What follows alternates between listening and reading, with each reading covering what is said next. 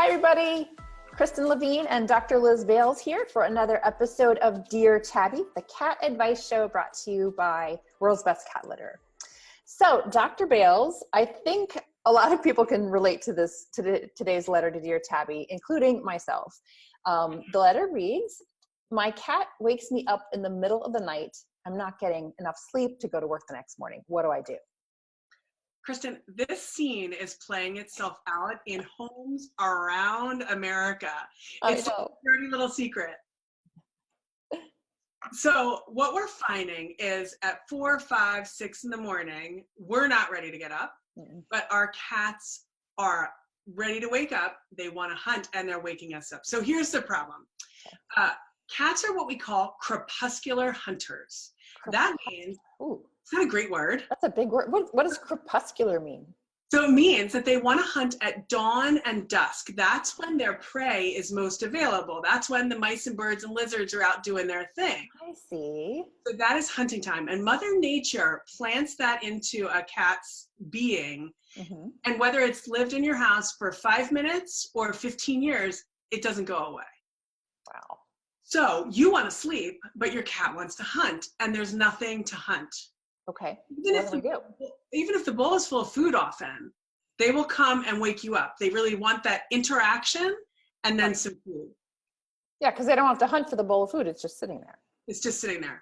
So we've talked a little bit about what I've been working on. And what I've been working on is to help this problem in addition to many others.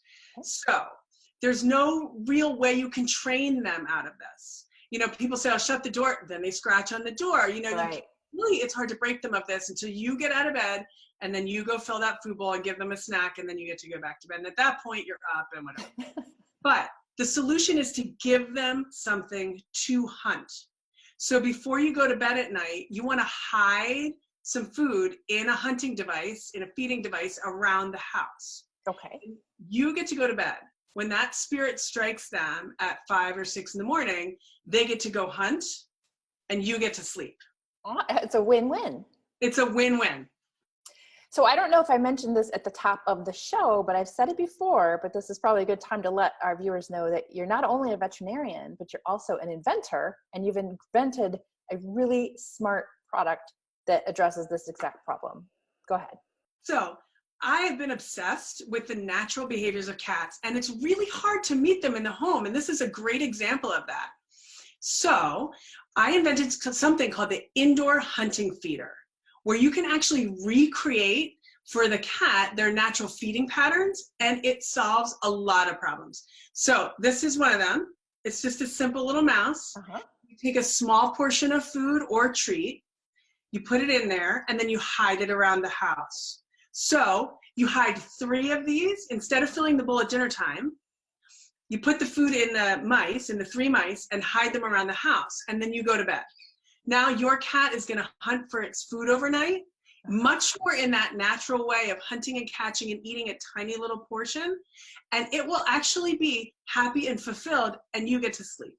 I love it. I love it. And those little mice are so cute. I have the Doc and Phoebe's indoor hunting feeder for my cat, Olivia, and she loves it. We were having the same problem with her hunting at night or in the early dawn hours. And it took a couple weeks before she would actually engage with it. So I know that when you purchase the indoor hunting feeder, there's instructions on how to make that transition. But it's really a brilliant idea, and it is great to add enrichment to your cat's life. And if you don't have the indoor hunting feeder, how else would you do that? Is there another way you could mimic that? You can definitely try to take little bits of food and put them on a saucer and hide them in different locations around the house.